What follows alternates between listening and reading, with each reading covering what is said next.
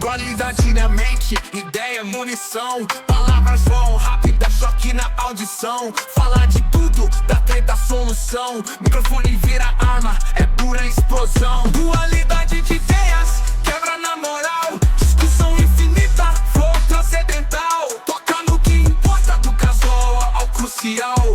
Podcast na mente, impacto colossal. Papo que flui, correnteza sem barragem. Da arte ao universo sem nenhuma margem. Polêmica no tom, verdade na mensagem. Cada verso um espelho, reflexo da viagem. Dualidade de ideias, quebra na moral. Discussão infinita, flow transcendental. Toca no que importa, do casual ao crucial. Podcast na mente, impacto colossal. Papo que flui, correnteza sem barragem. Da arte ao universo sem nenhuma margem. Polêmica no tom, verdade na mensagem. Cada verso um espelho, reflexo da viagem. Papo que flui, correnteza sem barragem. Da arte ao universo sem nenhuma margem. Polêmica no tom, verdade na mensagem. Cada verso um espelho, reflexo da viagem. Pensamento é livre, não tem algema. Mente aberta que não há dilema. Cada episódio, nova cena, novo esquema. Dualidade de ideias, a gente sempre teima. Quebra de conceito, ideia destruidora. Construção de divisão, papo provocadora. Da música ao espaço, mente exploradora. Podcast é a guerra e a palavra é vencedora.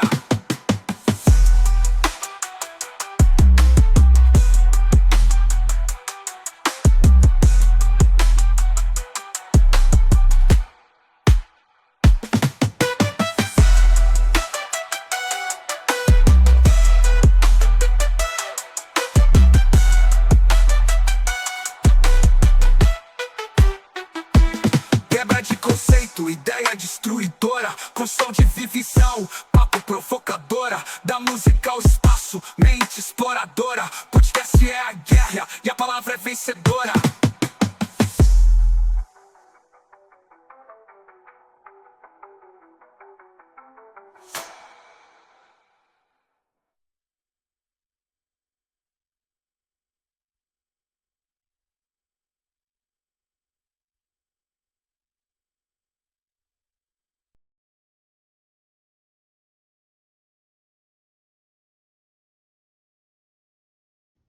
Olá pessoal, seja bem-vindo a mais um podcast Dualidade de Ideias. O meu nome é Edgar. Meu nome é Isaac e hoje temos um convidado aqui super especial, ele que é escritor, João Costa, seja muito bem-vindo.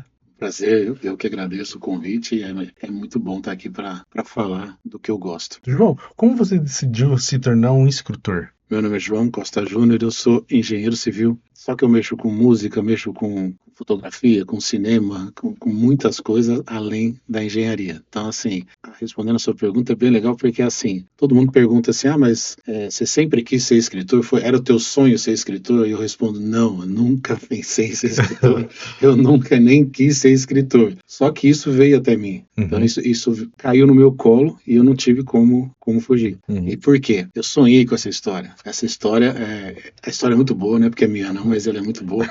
E essa história, eu sonhei em 2 noites. Eu estava sonhando numa noite, tocou o relógio, despertou, e eu acordei e na noite seguinte continuou do mesmo ponto, a história. E eu sonhei em 2 noites a história inteira. Eu fiquei 2 anos sem contar isso para ninguém, porque eu não sabia de onde tinha vindo isso.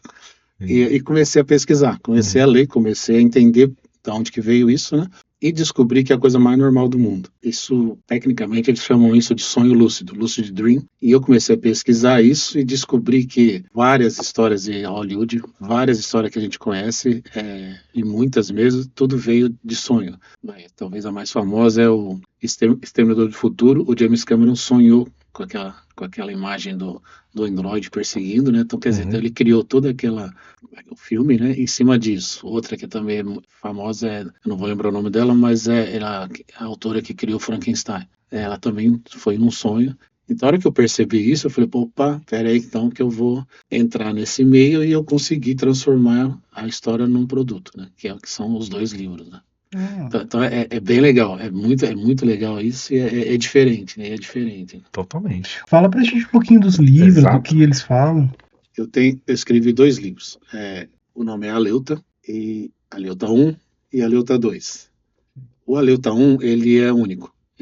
A pessoa que lê o Aleuta 1 não sente falta de mais nada, ele é completo. Eu odeio filme e livro que a pessoa só explica no segundo, né? Então ele força o autor, o leitor a ficar para o segundo. O 1 não, o Aleuta 1 ele é completo. E o 2, sim, o 2, para entender o 2, ele é continuação do mesmo ponto que parou o 1, continua o 2. E o que eu falo, é sobre o que? Eu brinco assim sempre, né? Existe o ser humano da raça humana, existe o ser aleuta da raça aleuta. Eles estão aqui entre a gente. Eles não são nem melhor nem pior que a gente. Eles começaram antes, então eles sabem muito mais do que a gente. Então, eles começaram bem antes da gente. Um exemplo que eu brinco aqui eles já sabiam da internet muito, muito antes da gente. Então imagina assim, nós somos aleutas e a gente já conhece a internet seria muito bom para a gente viver melhor, e o retardado ser humano vai demorar ainda uns 20 anos para começar a entender o que é a internet. Então vamos fazer o seguinte, vai você lá, monta uma empresa e para daqui 2 anos a gente tem uma internet. Aí ele vai você lá, montou eu não falo o nome, mas seria a Microsoft. Aí um dia ele reclama, fala assim, mas a lei dos... não, antes disso, eu preciso de alguém para fazer processador. Vai um outro aleuta e monta a Intel. Aí os dois reclamam, a lei dos caras aqui é complicada, mas então a gente coloca um senador americano. Aí a gente criou a ONU, a gente criou o Comitê Olímpico, então a gente foi criando várias coisas que melhoram a vida de todo mundo para viver e sem impor nada. Então, assim, então esse é o pano de fundo. Eu criei um pano de fundo para aí sim tem aventura, romance, ação, é bem legal. Mas é uma ficção, eles classificam ele como uma ficção, como é que se chama? Uma fantasia contemporânea. Eu acho legal, porque ele tá acontecendo aqui. Então não é no passado, então eu brinco com coisas aqui, eu brinco com empresas, com logomarca que tá acontecendo, né? É bem legal. Cara, é muito interessante. Mas eu fiquei ainda sonho lúcido. Quando você teve esse primeiro sonho lúcido, que te marcou? Você lembra mais ou menos? Sim e não. Assim, quando eu comecei a pesquisar, que eu entendi que era sonho lúcido, eu comecei a aprofundar em sonho lúcido. E aí eu descobri que existe escolas, faculdade americana que ensina isso. E são técnicas, não tem nada de paranormal, é técnica mesmo. Então, eu não consigo, vou contar só a única coisa que eu consigo fazer, mas assim, eles conseguem, quem se aprofunda nisso, eles conseguem, vamos por antes de dormir, ele aplica uma técnica e ele consegue falar, hoje eu quero continuar sonhando essa história, não aquela. Eu não sei fazer isso, mas conheci pessoas que conseguem. E roteirista de Hollywood faz muito isso. Eles acordam, escreve, manda para o estúdio na certeza de que eles vão continuar sonhando aquela história. Então ele já, entendeu? Ele está produzindo conforme vai acontecendo. E conversando com esse pessoal, eles me falaram uma coisa bem legal. Estou respondendo a sua pergunta. Eles falaram assim que todo mundo sonha toda noite, só que ninguém lembra. Então quem fala, eu não sonho, sonha, só que não lembra. E isso é a coisa mais comum, é as pessoas não lembrar. Eles explicaram que assim, quando você acorda no meio da noite assustado, você lembra do sonho, o sonho está em você. Naquele ponto, se você por acaso dormir, no outro dia o sonho deixa de existir, ele deleta, o cérebro deleta. Você vai lembrar que acordou, você vai lembrar que acendeu a luz, mas não vai lembrar do sonho, porque o cérebro, ele simplesmente, o sonho mais ou menos é isso, ele tá limpando, ele tá organizando a mente, né? E ele simplesmente vai ser deletado e não vai existir. O que eles ensinam? Nessa hora que você lembra do sonho, acende a luz, pega um caderno e anota. Quando eles me falaram isso, eu falei assim, beleza, vou deixar o celular do lado e eu gravo. Eles falaram, não, anota. Porque se o fato de você anotar, o teu cérebro vai entender e falar, opa, isso aqui acho que é importante para ele. Vou começar a guardar. Cagada. Por coincidência, eu desde moleque, desde muito novo, eu anoto os meus sonhos. Por brincadeira. Ninguém me ensinou, nunca tinha ouvido falar desse termo, né, sonho lúcido, mas eu fazia isso por brincadeira. Moral da história, eu lembro de tudo. Tudo que eu sonho, eu lembro. Aí tem um negócio, quando o pessoal que manja dessas técnicas, eles perguntam, mas o que você faz? O que você sabe fazer? Eu só sei isso que eu vou contar, mais nada. Pelo fato de eu ter anotado a vida inteira, eu lembro muito forte os meus sonhos. Desde moleque, então o Aleuta é um sonho, eu chamava, quando era um sonho, eu pus o nome quando era moleque de sonho grande. Eu que inventei esse nome. Esse pessoal que estuda isso gostaram disso. Falei, caramba, uma criança criou uma. Então, assim, quando é sonho grande é diferente, a cor é diferente. Um sonho normal é normal, eu sei qual que é o sonho normal. E quando é um sonho grande, dentro do sonho eu me aviso, eu bato em mim e falo assim, presta atenção que é sonho grande. Aí eu começo a Caraca. olhar com calma, porque eu sei que eu vou ter que acordar e anotar. Então, um sonho grande gerou toda a saga Aleuta, todo o universo Aleuta, que são esses 2 livros e tem mais 2. Depois eu explico um pouco mais.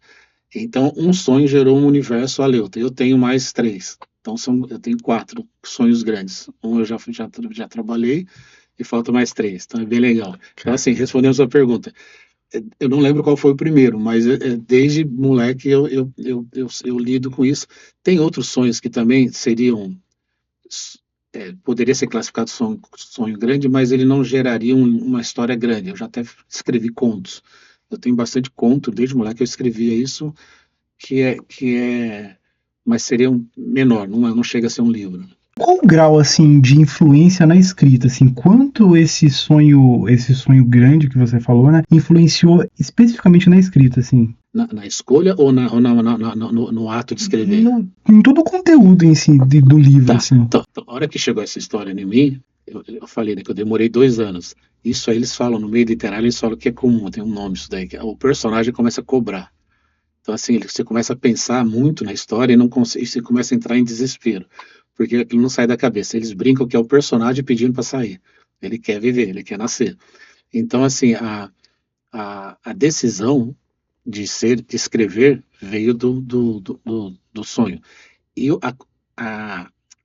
quanto do sonho está no livro, uma vez uma jornalista me perguntou isso, era até numa coletiva, assim, tinha mais gente, né? Ela ficou meio questionando, né? Ela falou assim, tá, mas tudo que você sonhou está no livro? Eu falei assim, não. O livro, também eles me perguntam muito isso, assim, a história, o sonho, eles perguntam se eu estou vivendo a história ou se eu estou em terceira pessoa. Eu estou em terceira pessoa. Eu estou vendo a história. Então, vamos supor, se eu tiver num restaurante, eu estou sentado aqui com vocês e na mesa do lado tem um casal e 2 crianças. Eu estou vendo a roupa que eles estão usando, eu estou vendo o cabelo, estou escutando um pedaço da conversa que eles estão falando, mas eu não sei o nome deles, eu não sei de onde eles vieram, eu não sei de onde eles moram, eu não sei se eles chegaram de carro, eu não sei por que eles estão brigando, entendeu? Foi isso que eu sonhei. Para eu escrever a história, eu tive que dar nome para eles, de onde que eles vieram, como é que eles chegaram até ali, por que eles estão discutindo, as crianças é filho deles, não é, entendeu? Então, assim, eu tive que estruturar mesmo, que montar uma história.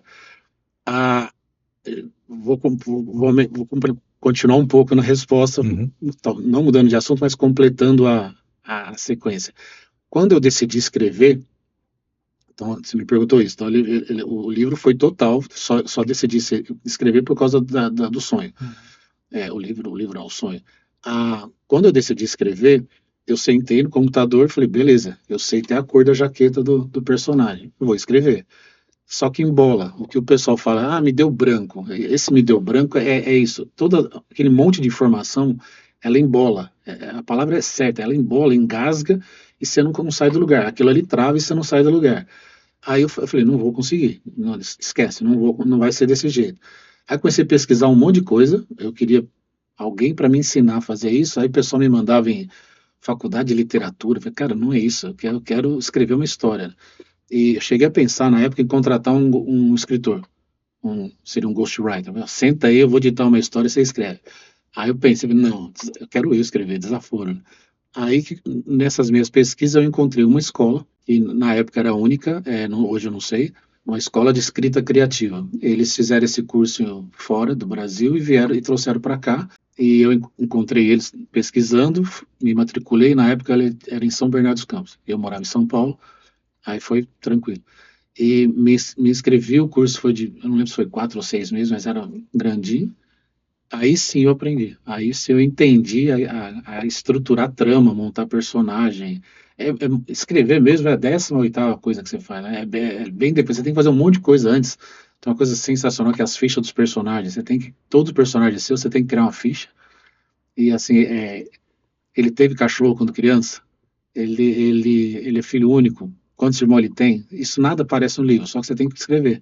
Porque, vamos supor, uma criança que viveu, sei lá, num condomínio, tem cachorro, a resposta dela tem que ser coerente com o que ela viveu. Então, o personagem cria sustância, né? Ele cria personalidade, o perfil, né? A personalidade dele mesmo, né? Então, assim, é bem legal. Então, assim, tudo isso você aprende na escola, nesse curso que eu fiz, a hora que você entende tudo isso, aí eu brinco, aí ficou fácil, aí fica fácil mesmo, né? Mas é legal. Você já teve algum sonho tão real que te fez repensar se é sonho ou se é realidade? Isso eu questiono sempre. Que vem Matrix na minha cabeça, assim. Não viram, Não seja- tô pensando agora, nunca respondi isso, mas assim, não é um conflito, eu não vivo um não é um conflito, conflito. não é uma coisa assim, meu Deus, será que, mas vamos supor, na hora é algo real, só que eu tenho, na hora do sonho eu tenho ciência, tanto é que eu me aviso, Certo. Entendi. só que assim, acontece muito, eu já conversei com pessoas que se aprofundaram mais nesse assunto, né? Eu só pesquisei o suficiente para eu poder andar nesse meio, mas eu não sou um especialista nisso. Mas conversando com pessoas que já... É muito legal que eles falam assim, tá, quem garante que isso aqui não é um sonho, né? Quem garante que esse momento aqui não é um sonho de um de nós três aqui que está sonhando isso? Então, quando a pessoa que vive, faz muito, pratica muito isso, quando ela fica em dúvida se é sonho, eles têm uma técnica lá, alguém me contou, que você olha na mão. Então, se você olhar na sua mão, se a mão estiver normal, é vida real. E se a mão estiver fantasiosa, e cada um olha, a tua mão é diferente do outro. Se a mão for fantasiosa, é porque você está num sonho. E esse cara que me contou isso, que me ensinou isso, falou que a mão dele é a mão do Mickey. Caraca. É uma luva branca gorda. Então eu falei, é muito louco isso. Eu não sei fazer isso, mas é muito legal. Então, assim, é um mundo que eu tive que entender, não me aprofundei, mas eu tive que entender para poder ficar tranquilo e poder usar isso de uma maneira... A hora que eu entendi, eu falei, pô, então agora eu tenho um produto na mão, né? Aí eu peguei e fui atrás para ter isso, para transformar em livro. Entendi. Eu brinco assim, todo mundo sonha, mas ninguém transforma em negócio. Pô, João, deixa eu compartilhar assim contigo e eu queria saber se é um pouco isso, tá? Quando eu era criança, lá na adolescência, 3 vezes aconteceu de eu ter um sonho de um prédio muito alto, que tinha um elevador que eu subia naquele prédio. Eu consigo talvez até descrever mais ou menos a fachada desse prédio, assim, na memória, e eu lembro que em determinado ponto não tinha mais nada, sabe? Você chegava num ponto no elevador, era tudo aberto, só tinha aqueles ferros assim, sabe, a construção, e era um prédio. E eu subi nesse prédio umas 3 vezes em sonhos diferentes. Uma coisa assim que aconteceu e, enfim, ficou na memória. E você contando isso me veio em mente essa experiência. Você acha que tem um pouquinho disso, tem um pouco a ver? Eu vou falar, eu não sou especialista nisso, eu vou falar experiências que eu perguntei, que eu vivi, que eu perguntei. Até para te provocar para você ir atrás. Vamos supor, o que eu encontrei era assim, sonhos repetitivos. Então isso é comum, muita gente, desde criança, todas as pessoas têm assim, o mesmo sonho, de tempo em tempo volta. Mas você for diferente, você já teve vários sonhos onde você sobe no mesmo prédio. Isso. Curioso isso, né? Não sei te explicar, não sei, nem me arrisco a falar nada. Algumas coisas, de novo, agora eu tenho uma característica minha que é assim, eu não falo não para nada. Cada um tem uma explicação baseada na crença deles, né? Eles vêm me falar, isso aí eu sei o que é. Eles vêm me contar um monte de coisa. Eu escuto. Aceitar é diferente. Se eu vou acreditar naquilo, uma vez uma pessoa fala assim, isso aí eu sei o que é, isso é muito fácil de explicar, isso aí é um escritor que morreu e não teve tempo de publicar o livro dele, e aí ele veio através de um seu sonho, e agora eu falei, nem sei quem que é esse teu amigo que morreu, cara, o problema é dele. Falei assim, o copyright é meu, o livro é meu, eu que escrevi. Então assim, cada um leva para um lado. E uma coisa bem, bem legal que eu acabei deparando também é viagem astral. É bem interessante, não vamos entrar nesse assunto, mas assim, não é sonho lúcido, mas eu acabei esbarrando nisso, que nem eu cheguei numa cidade uma vez que eu falei, eu tenho certeza, eu sabia, um amigo foi estava me levando de carona nessa cidade, e eu falei que eu nunca tinha ido, uma cidade no Mato Grosso.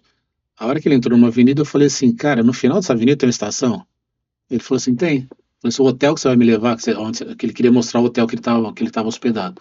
O hotel que você vai mostrar, virando à esquerda, ele tem 5 andares, bege. Aí ele falou assim, porra, você já veio aqui, né? Aí ele ficou bravo, ele era eu era engenheiro, ele era meu funcionário. Ele queria mostrar a obra que ele estava fazendo, né? Que era nessa cidade que eu nunca tinha ido, mas eu tinha que ir um dia. Aí ele ficou bravo, falou assim, mas você já veio aqui então e tá me enganando. Eu falei assim, não tô te enganando, eu sonhei com essa história. Aí, muita explicação, eles falam que é da viagem astral. Aí, só para terminar essa historinha, virando para a esquerda, eu sabia exatamente o que tinha. E acertei tudo. Caraca. Aí o meu medo era perguntar o que tinha para a direita, porque no meu sonho, era o que eu viro para a direita, era o fim do mundo. Era um cenário distópico, assim, uma coisa assim meio ruim, muito ruim. Aí eu falei assim, tá, fulano, na boa, chegando na estação, se eu virar para a direita, o que que tem? Eu vou te levar lá para cima, me conta antes. Aí, Caraca. só que a hora que virou para a direita era o lugar turístico da cidade, era onde tinha as lagoas lá, tá um lugar muito bonito. Então assim, ufa, não era, Não era aquilo, não né? era. Mas então isso eu nunca juntei isso com sonho lúcido. Para mim isso é outra coisa, mas a hora que você falou, me lembrei disso, mas assim, tem que pesquisar, né? Não tem que estudar. Mas assim, você falou um negócio que me chamou a atenção. Você tem vários sonhos diferentes e que você chega no mesmo prédio. Eu nunca sempre eu tinha deparado com sonhos iguais, várias vezes sonhos legal. Sonho é muito legal. Sonho tem que aprofundar. Vai atrás, mano. Vai atrás. Se eu fosse assim, eu ia. Exatamente.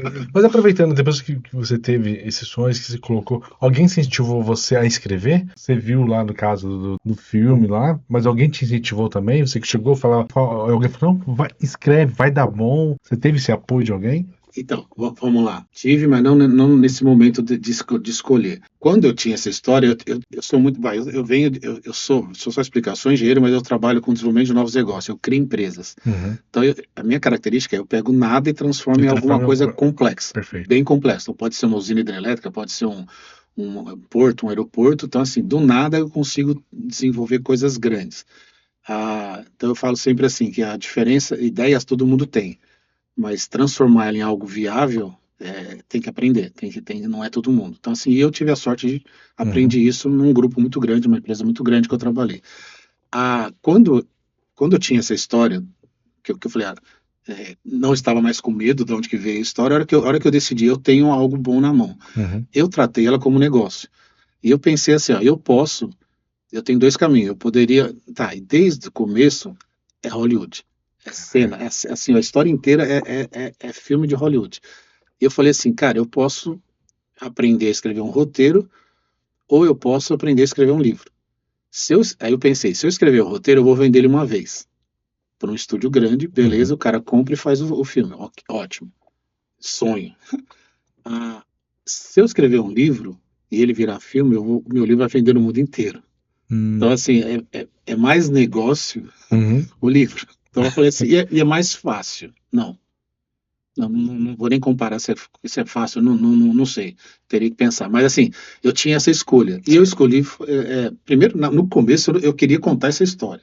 E eu não conseguia achar nada, tanto é que eu pensei em contratar um escritor. Mas quando eu achei a escola, naturalmente foi mais tranquilo. A hora que eu fiz o curso, aí sim eu falei, não, eu vou escrever um livro. Aí eu consegui. Aí eu vou contar da escola, que acho que é legal. Aí sim eu tive um apoio. Vou contar como é que foi. Na escola, eu não lembro o prazo do curso. Você tem que, no final, sair com um livrinho, como se fosse o TCC. Você tem que, no final, cada um escolhe uma história e você vai aprender a fazer orelha, fazer a capa, fazer prefácio. Então, no final, todo mundo vai sair com um livrinho ralo. Se a pessoa não tiver uma história, eles mesmos definem uma lá, ou inventam, ou pegam uma história, aí você, para poder ter a prática da lição. E eu peguei o Aleuta, peguei a história do Aleuta. Na terceira ou quarta lição que eu entregava para eles, o dono, que depois eu vou falar um pouco mais dele, ele foi meu mentor, ele me chamou, ele com a sócia, né? Me chamou no escritório e falou assim, cara, de onde você tirou isso? Eu falei assim, vocês não vão acreditar, mas tudo bem. Aí começamos a conversar, ele falou assim, sensacional, isso aqui nós vamos traduzir para o inglês, e concorrer com um cara grande. Eu Caralho. falei, é isso que eu quero, porque ele viu que a história era forte. Uhum. Aí eu falei, é exatamente isso que eu quero. Aí ele falou assim, ele é um escritor, o livro dele vende bem, muito, então ele é um escritor conhecido, ele tem uma editora, na época ele tinha uma editora, e ele tinha uma escola de escrita criativa, ele era sócio da escola, dono da escola. Aí ele brincou comigo e falou assim, ó, eu poderia ganhar dinheiro com você sendo teu editor, só que eu já tenho outros títulos, tô tranquilo. Eu vou ganhar muito mais se um aluno meu, da minha escola, entrar numa editora grande, isso é inédito. Caralho. Eu falei assim, e vai ser você. Então, aí, o dia que você entrar numa editora grande, a minha escola explode, todo mundo vai querer saber Uhum. como é que ele conseguiu, porque eu não sei hoje, vai, tô contando coisas para você, vai, eu lancei o Aleutão em 2006, então era outro mundo. Então, coisas que eu vou contar é daquela época. Então, assim, não existia isso.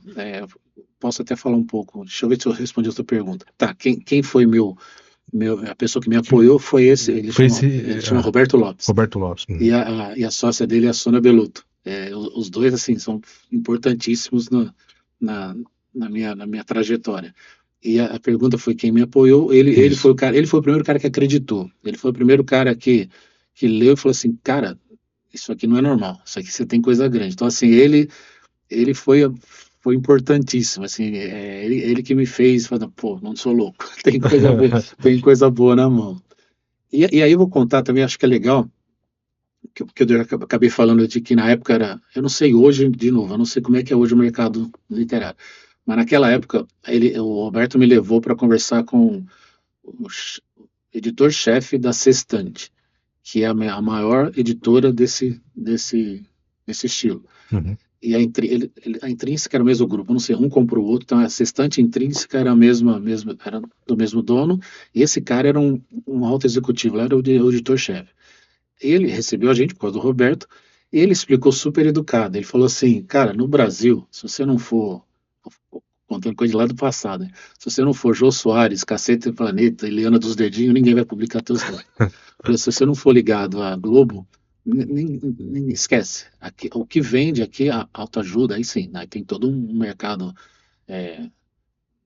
grande que funciona, mas de ficção, ele falou assim, ó, se eu apostar em você e der errado, eu quebro a Sextante, que é a maior. Ele falou assim, ó, o mercado brasileiro, isso naquela época, é 1,5% do mercado americano.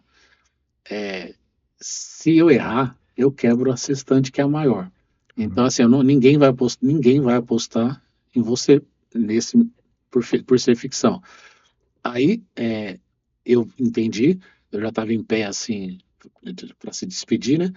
E ele falou assim, ó, quer ver, eu vou te dar um exemplo. Ele falou assim, eu vou te dar um exemplo. Se naquela porta ali entrar a Gisele Bündchen com qualquer coisa embaixo do braço, eu não vou nem ler. Eu vou pegar, publicar e vai vender, porque é Gisele Bündchen. Sim. Aí eu estava em pé já para despedir, assim, eu falei assim, ó, eu te agradeço ter recebido a gente aqui. O que eu queria, eu recebi, eu tive, né? Eu queria entender a regra do jogo. Se eu quero entrar num jogo, eu preciso no mínimo entender a regra do jogo se eu quiser ganhar. Então você me explicou como é que funciona, perfeito, sensacional, e eu vou fazer exatamente o que você falou. Eu vou embora e daqui 4 anos eu volto. O cara olhou para mim e falou assim, tá, mas o que vai mudar?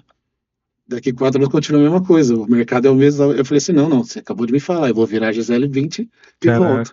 Aí ele falou assim, e como você vai virar Gisele Bündchen? Aí eu contei coisas que tá acontecendo no cinema. A gente está trabalhando com ele, com o livro, para transformar ele em filme em Los Angeles, em Hollywood. Uhum.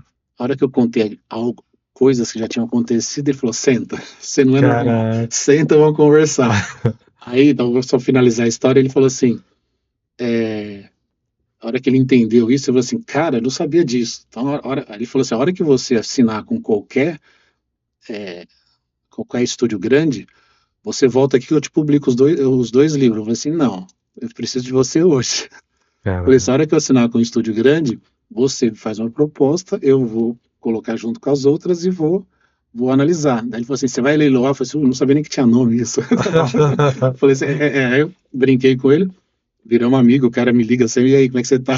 Tá assim, e que é mais ou menos isso. Tudo isso é um jogo, né? eu sei fazer esse game, esse jogo, num outro universo. A hora que simplesmente eu peguei o mesmo raciocínio e transformei para cinema, para o mundo de cinema. Eu tive que entender, tive que aprender. Vamos supor, se eu for desenvolver um novo negócio lá no mundo de engenharia, eu tinha que estudar, tinha que entender. Então, vamos supor, chegou eu trabalhava com os caras grandes. Aí eu chegava lá, o board da empresa, e falava assim, nós vamos estudar açúcar e álcool. Primeiro era açúcar e álcool. Ok, fiquei 2 anos e meio estudando isso, criamos empresa, começamos a atuar nesse nicho, ok. A hora que estava tudo certo, as pessoas que eu contratei para tocar isso, né, eles perguntavam, eles achavam que eu ia trabalhar com isso. Simplesmente eu entreguei para eles, aí os donos da empresa falaram, agora vamos mexer com papel e celulose. Aí eu respirava, beleza, mais 2 anos e meio, e os caras falaram, mas você não vai, você criou um filho e não vai criar, é teu, eu gosto de criar coisas.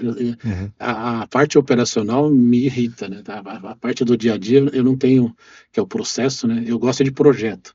Processo é mais difícil, para mim eu acho mais complicado. E o livro e o cinema é a mesma coisa. Então o que eu fiz? Eu encarei a história, fazer um livro, depois transformar ele em filme, como um negócio. Aí eu tive que ir atrás, fui estudar, fui aprender. Hoje eu sei como é que funciona, né? E um cara grande, não dá para você pensar pequeno. Entendi. Você pode contar pra gente, assim, não sei se você consegue descrever pra gente algum trecho do livro, alguma cena, assim, do livro que nasceu ali de um sonho? Eu vou melhorar essa pergunta dele. Como que você pega esse sonho e transforma em texto? Como que se traduz? Como que você faz? Eu vou responder um exemplo, mas eu vou vou contar uma coisa que eu fiz na época. Como eu queria escrever um livro que eu queria que virasse filme, eu comecei a ler livros que viraram filme. Então eu peguei Harry Potter, peguei Jurassic Park, peguei e lia. Alguns eu não li inteiro, mas eu queria saber exatamente isso. Como é que aquele texto virou aquela cena que eu gosto do filme, que todo mundo gosta. Então eu fiz muito isso assim para treinar, para entender como é que é a linguagem. Eu descobri assim, não é nada, não tem. Vou contar que é legal. Tem uma cena, não sei em qual Harry Potter, tem uma cena que ele sobe no hipogrifo. Se vocês não souberem, mas é uma criatura linda. A cena é sensacional. Ele sobe no hipogrifo, ele domina ele, aí ele voa. Sim. Ninguém conseguiu voar, ele voa e o hipogrifo passa em cima de um lago, assim, passa a pata voando, ele passa a pata no lago e faz um risco. A cena, cara, é a coisa mais linda. Eu falei, como é que esse cara escreveu? Aí eu fui pegar. No livro tá assim, ele subiu no hipogrifo e voou. Sério? Só. Caraca. Então, assim, com isso eu aprendi aquela briga que tu não fala assim, o livro é bem melhor que o filme, esquece, essa briga não existe, são coisas diferentes. São coisas assim, o legal é, eu dou o exemplo do Harry Potter de novo. No livro tem a regra do quadribol, daquele jogo lá. Sim, que ele joga. Que tem penalidade, o ponto, quanto... Isso. Tá tudo a regra no livro. Ótimo, você lê, cata o livro e lê. No filme tem o jogo. Tem os bruxos. Cara, é muito bonito ver então, assim, são coisas diferentes. Então, assim, em vez de ficar brigando, pega os dois, guarda o DVD, o livro e o livro e o filme. Então, assim, isso pensando como escrever, tá? As cenas do sonho. Eu vou contar uma que vai até puxar um gancho para mais coisa. Que é assim, tô pensando se não é spoiler, não.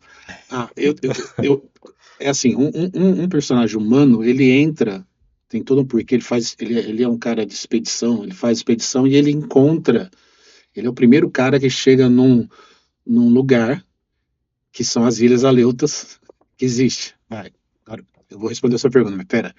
A única coisa real no livro são as Ilhas Aleutas, elas existem. Elas estão entre o Alasca e a Sibéria. Então, assim, é o Estreito de Bering.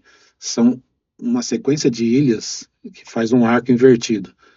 Aquilo me chamou uma atenção absurda. O dia que eu vi aquilo no mapa, eu falei, não, que é isso, né? Então, e elas são as ilhas vulcânicas, assim, é um lugar extremamente distinto, é muito legal. Então, se der tempo, a gente fala bastante coisa sobre isso.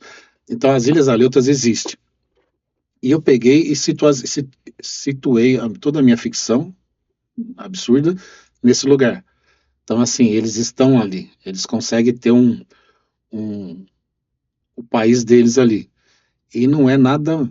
Alguém chegou e falou, mas é uma outra dimensão. Não. Eles conseguem camuflar o país deles com tecnologia. Então, eles que inventaram coordenada, latitude, longitude, eles que criaram tudo isso. Então, é muito fácil eles manipular. Então, eles conseguem manipular radar, manipular GPS. Então, assim, se eu pegar essa mesa e falar que esse ponto é igual a esse, eu sumi com a mesa. Caraca. Virtualmente. Uhum. Se eu igualar esses dois pontos. O que eles fizeram isso com o país deles? Eles falaram que o começo do país é o mesmo ponto do final do país. Sumiu o país deles. Só que o personagem aqui, o John Bellamy, ele faz expedição. E ele foi desvendar uma lenda, que aí é ficção.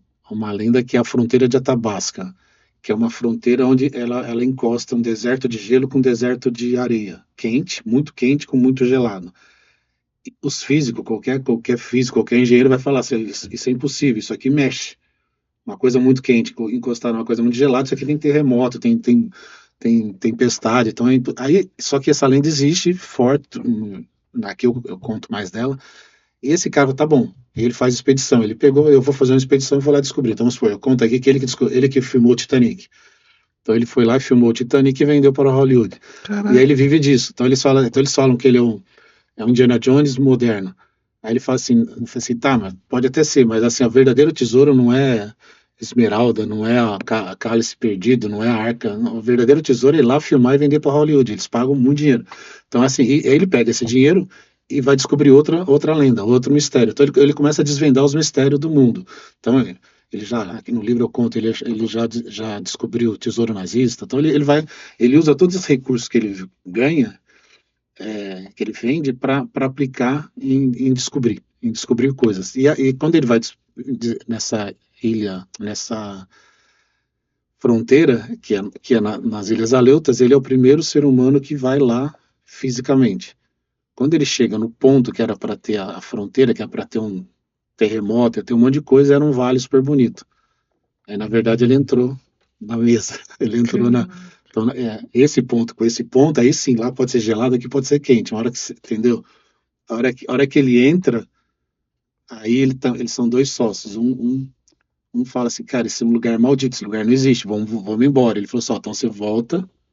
Eles já tinham andado já quase um dia dentro de um lugar que não existe no mapa. Eles estavam em cima do... A gente confia muito em mapa, né? A gente olha o GPS.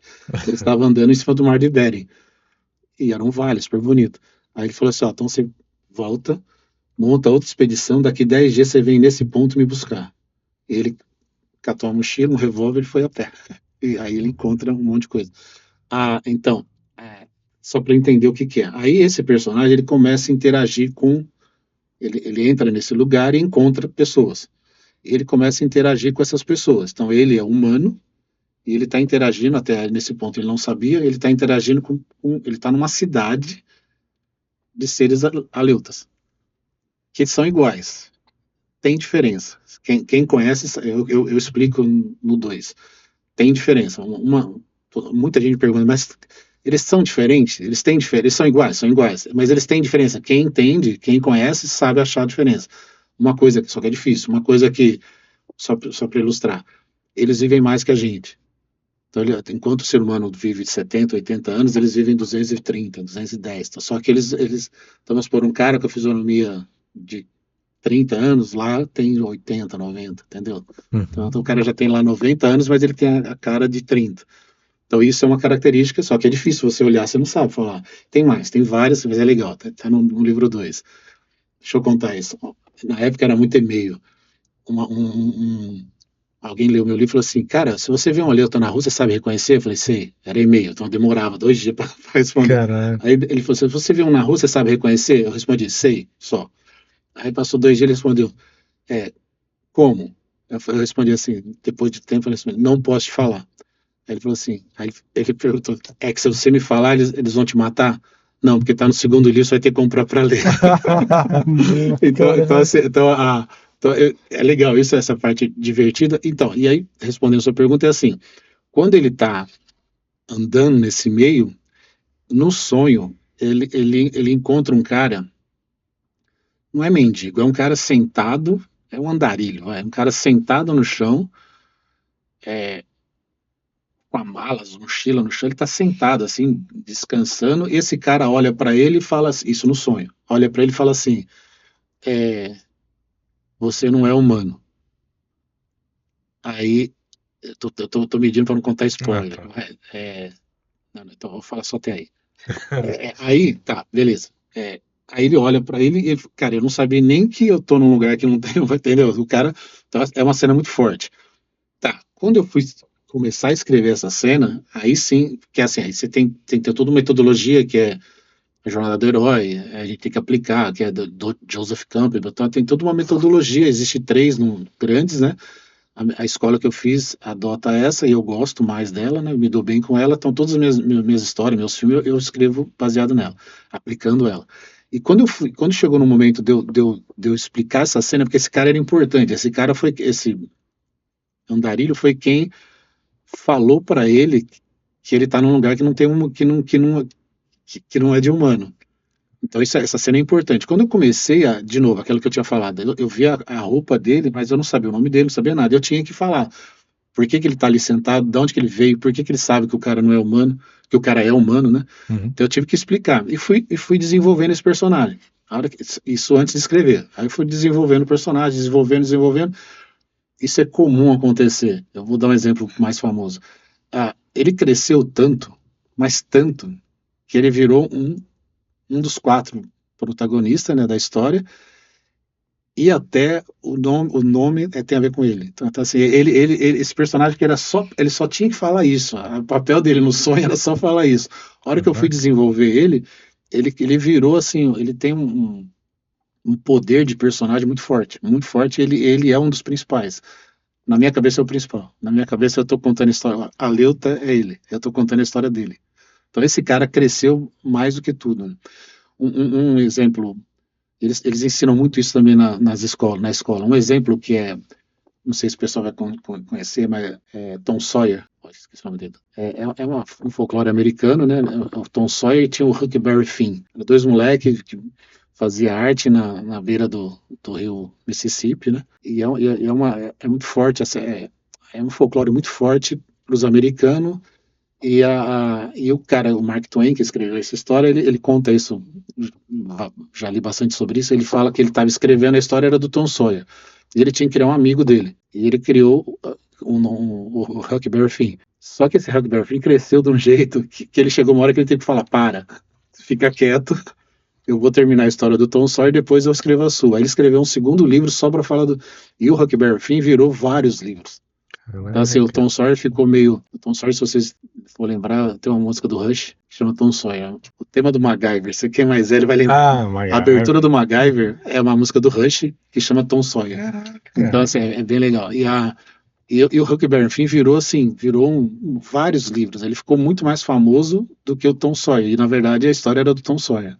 Então, a mesma coisa aconteceu aqui. Aquele cara que era só para falar uma frase cresceu de um jeito, então, assim... E aí, para escrever, respondendo o que você falou, para pegar o sonho e transformar em texto, você tem que primeiro desenvolver o personagem, tem que aplicar outras técnicas, para daí sim a hora que você cria as caixinhas, aí sim você vai transformar aquilo ali em história, né? Em história. Não sei se eu respondi, mas é algo. E assim, de novo, não era direto. Alguém fala assim, mas você recebeu então, a história inteira? Não. Eu tive que criar quase tudo. A hora que você cria o nome da pessoa já muda. Então, assim, eu tive de cada personagem eu tive que estruturar ele inteiro. Por isso que demorou 2 anos para eu escrever o primeiro livro, né? E o segundo eu demorei 1 ano e meio. Eu escrevi o primeiro em 2 anos, terminei, publiquei, e aí comecei a escrever o segundo, só que eu tinha estruturado eles juntos. Os 2 livros eu estruturei eles juntos. Vou contar que é legal, vai. Na escola que eu aprendi, eles falaram assim, eles limitaram os livros nossos em 260 páginas. Falaram assim, você não é famoso, e se o teu livro ficar muito grosso, fica caro, ninguém compra. Então eles limitam em 260 páginas, que é um tamanho bom de livro, e mais fácil de vender. Se o cara é famoso, não, aí Dan Brown todo mundo compra qualquer livro dele. Mas a hora que ele falou isso, eu falei assim, beleza, 260 não vai caber. Então eu peguei a minha história e transformei em 2 livros de 260. Aí eu lancei o primeiro e eu não falei nada nem pro pessoal da editora, pro Roberto e para a Sônia. quando já tinha lançado o primeiro e eu mostrei a sinopse do segundo, eles falaram assim, peraí, você já sabia que você escreveu o segundo? Eu falei, já. Por isso que a menininha falava aquilo? Eu falei, é. Aí eu falei assim, Caramba. então, aí eles ficaram assustados, falei, cara, você já tinha pensado tudo junto? Eu falei, sim. Então, assim, a história, assim, o 2 eu dou um tombo no 1.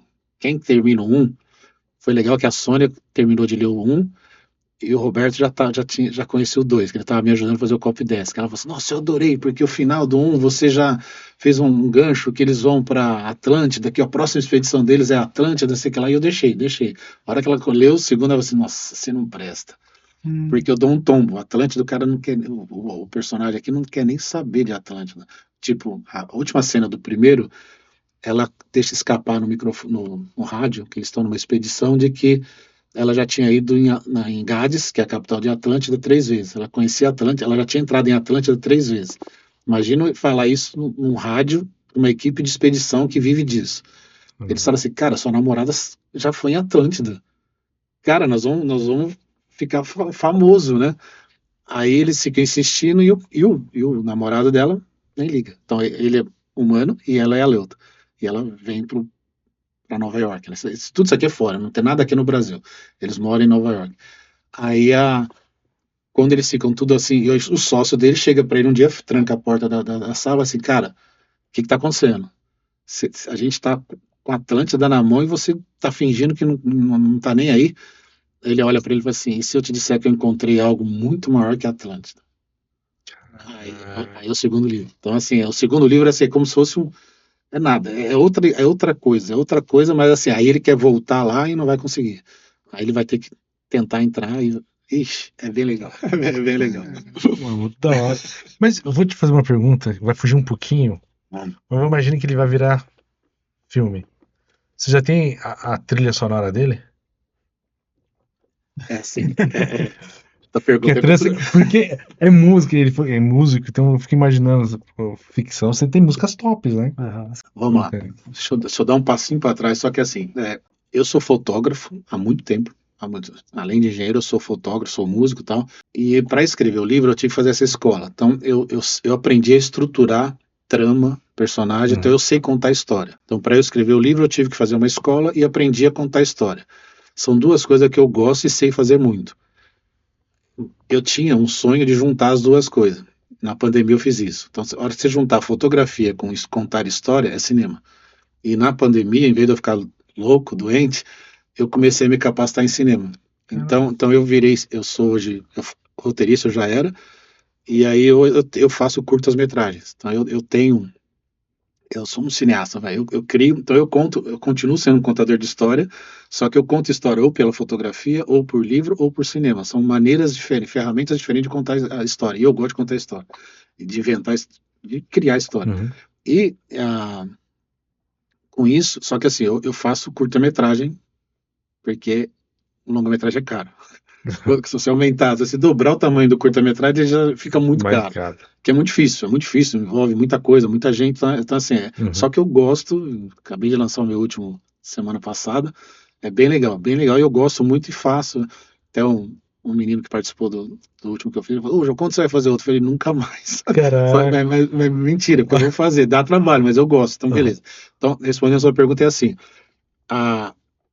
é um meio que eu gosto, que eu me interessa, que eu faço, só que isso é diferente. É assim, eu não sei se vai dar tempo de falar tudo isso, mas assim, Hollywood, eu tive que, para eu chegar, eu brinco assim, eu não sei chegar em Hollywood, mas eu fui atrás de quem sabe.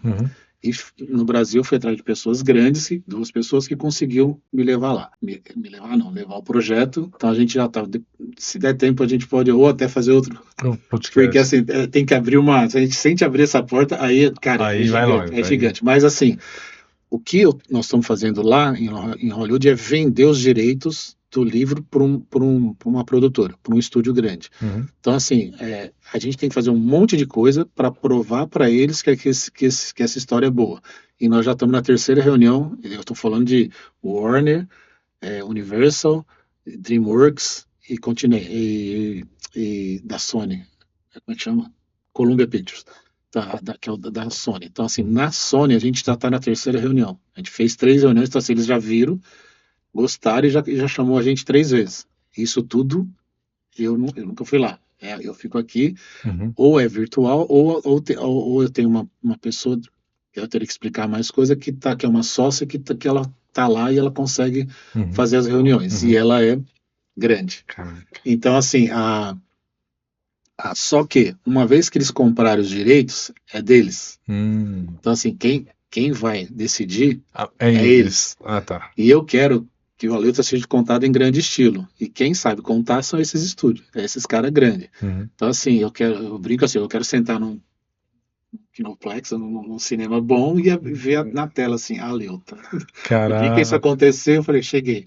Então, assim, a, a, essa influência não existe. Não tem. O que existe é assim, ó, eles costumam fazer isso, eles contratam o autor, na hora que fazer o casting, eles deixam o autor perto e falam assim, ó, a barba do personagem é parecida com aquele ali, eu posso falar o que eu quiser, eles querem saber a minha opinião, mas eles vão contratar do jeito quem eles quiserem. Então, assim, não tem essa influência direta, mas o que eu quero é isso, eu quero vender os direitos para ele e eles fazerem um filme em grande estilo. Grande estilo. Perfeito. Vou contar uma curiosidade, não sei o tempo, mas uma curiosidade em relação a isso também, que acho que tem a ver com o que a gente está falando. A gente falou Uhum. esse mundo deles, a indústria de cinema Hollywood é muito profissional, é muito. Aí, num certo momento, a gente está conversando lá, eu teria que entrar em mais detalhe, mas tem 2 produtores que já estão junto, a gente faz reuniões sempre, e eles chegaram um dia, nós estávamos conversando no Skype, e eles estavam pisando em ovos. Aí eu falei assim, a notícia é ruim, o que é? Vocês vão me falar o quê?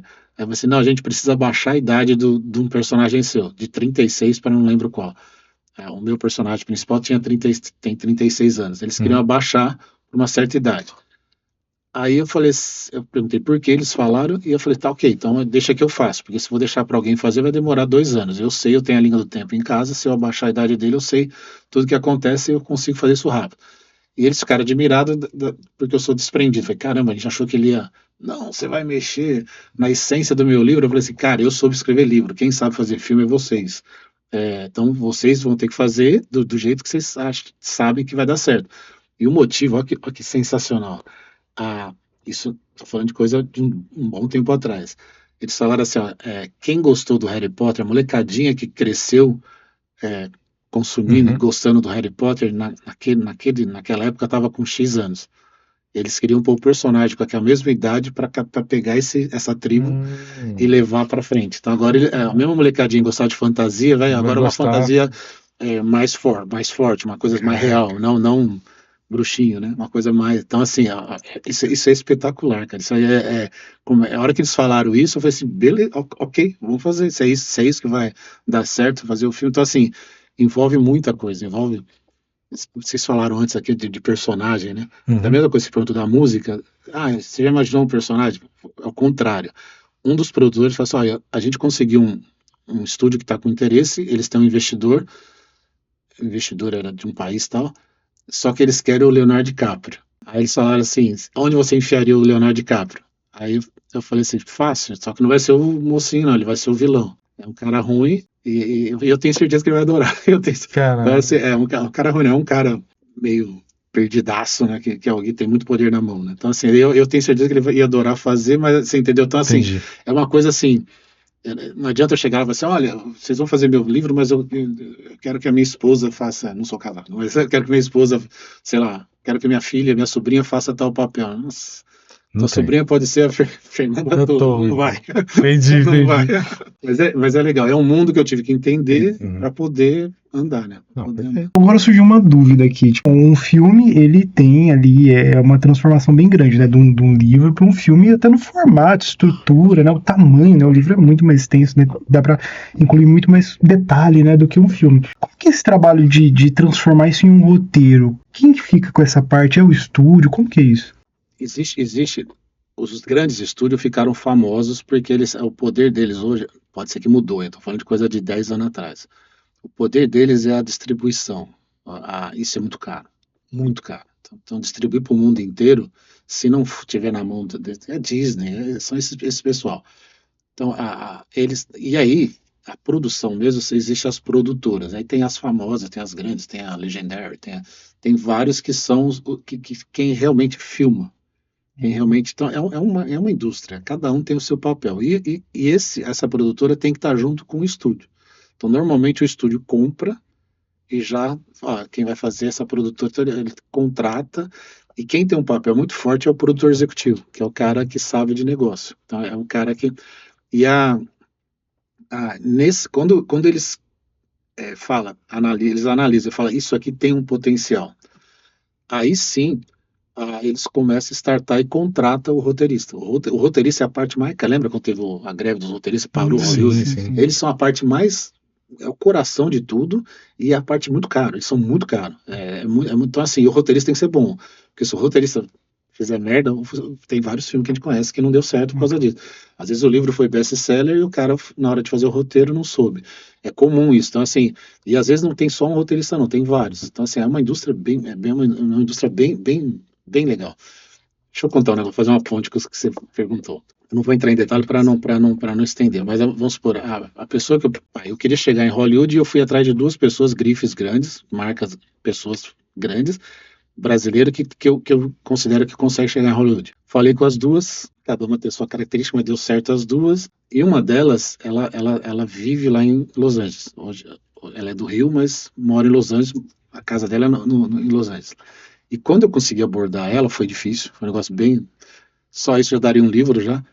Aí ela é jornalista, ela vive nesse meio de Hollywood, ela entrevista celebridades, então ela tem amizade com todo mundo. E aí ela se interessou, porque o outro cara me respondeu, eu falei, que essa outra grife que eu falei, respondeu, ela falou assim, cara, isso me interessa. Deixa eu ler. Aí eu entreguei para ela ler, ela demorou muito. Quando eu liguei para ela falou assim, tem como a gente conversar, se encontrar? Eu falei assim, você costuma vir para São Paulo? Ela morava no Rio essa vez. Ela falou assim, não. Eu falei, você vai vir para São Paulo esses dias? Eu falei, não, então eu vou aí. Eu peguei o avião, fui lá. A hora que eu entrei na sala, ela parecia que a gente era amigo de criança. Ela é uma senhora mais velha que eu. Aí ela virou e falou assim, ela começou a falar um monte de coisa. Eu fiquei meio, entendeu? Ela pulou ela tinha que me explicar umas coisas antes para depois começar a falar o que ela estava falando. Eu falei, peraí, o que ela fez? Eu assustei, falei, cara, você pegou meu livro e levou para Los Angeles, o que ela fez? Ela testou o meu livro com 4 executivos, 4 CEOs, da Warner, da DreamWorks, das grandes, que ela tem acesso a esses caras, e é amigo.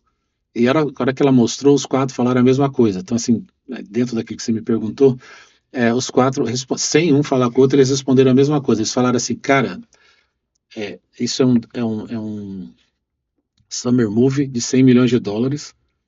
Seria summer movie aos Transformers. Eles comparam muito a minha história com Identidade Bourne. Caraca. Então, mas o summer movie é os blockbusters, né? Aí a hora que ele falou que é summer movie de $100 milhões, eles falaram um negócio que eu fiquei impressionado. Eles falaram assim, quando a história é boa, mais ou menos, a gente coloca o Brad Pitt e vende. Só que o Brad Pitt é caro e é chato. Aguentar ele não é fácil. O sonho deles é encontrar uma história tão boa que não precisa do Brad Pitt. Aí eles colocam alguém que não é conhecido e esse alguém vira um Brad Pitt. Então, vamos supor, o Nicolas Cage foi assim, tem um nome isso lá, ele era desconhecido, entrou numa história boa, ficou conhecido e os caras ficaram meio dono do passe dele. A Scarlett Johansson também. Então, assim, eles transformam. Então, a hora que eles viram a história, eles falaram assim: tua história não precisa do Brad Pitt, tua história é muito foda. Então, a hora que os 4 caras falaram, eu falei assim: puta merda, acho que eu tenho alguma coisa na mão, né? Então, assim, você entendeu que isso tudo é uma indústria, assim, então não é. No Brasil é muito romântico, né? No Brasil é tudo muito, muito romântica, muito. Lá não, lá é prático, é indústria e fazer é uma máquina mesmo. É bem legal. Quero agradecer a presença, João, por aqui contar essa história incrível, sensacional. Você pode falar rapidinho do seu livro? Rapidinho, onde que encontra, como é que faz para adquirir? Tá, eu corri para ver, nós vamos colocar ele no circuito nacional já, só que vai estar na Amazon, vai estar em tudo, mas não deu tempo. Eu queria fazer isso antes de vir para cá. Mas no meu Instagram, se alguém mandar uma mensagem, no meu WhatsApp. Eu não sei se vai divulgar alguma coisa. Vai estar aqui, a gente vai colocar então, ou no meu WhatsApp, mandou uma mensagem, eu estou vendendo muito, mas desse jeito, por enquanto está desse jeito, mas quem seguir no Instagram vai começar a ver onde que vai estar vendendo o Grit. Tá? Mas já está à venda já faz tempo, já está começando a ficar conhecido já. João, muito obrigado pela participação. Eu agradeço demais. Galera, aqui no link da descrição vai estar a página dele, o livro dele, tudo bonitinho escrito aqui embaixo. Fiquem ligados e até a próxima, galera. Sobre o conteúdo do episódio, o Dualidade de Ideias Podcast tem como propósito ouvir, compartilhar e debater diferentes opiniões e pontos de vista sobre os mais variados temas, sempre buscando promover o diálogo e a reflexão. As opiniões e comentários compartilhados pelos convidados representam suas próprias visões e experiências, que podem diferir das dos apresentadores, da produção ou do canal. Caso algum espectador se sinta ofendido, prejudicado ou tenha dúvidas em relação ao que foi dito, pedimos que entre em contato conosco. Estamos abertos ao diálogo e dispostos a avaliar e, se necessário, ajustar o conteúdo, buscando sempre respeito, clareza e responsabilidade na comunicação.